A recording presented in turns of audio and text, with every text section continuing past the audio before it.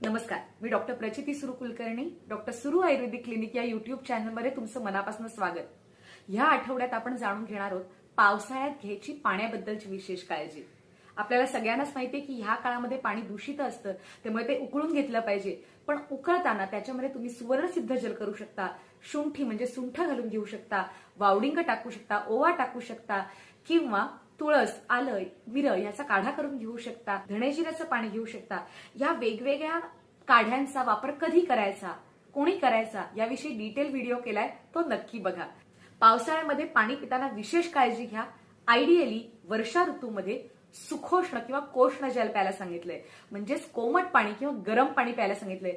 ते पचनाला उत्तम आहे, पावसाळ्यात होणारे विकार टाळायला मदत करतं, वारंवार सर्दी पडसं खोकला होणार नाही, ताप येणार नाही, वात वाढणार नाही, पचन सुधारू शकेल, पोट दुखणार नाही आणि जंतही होणार नाही.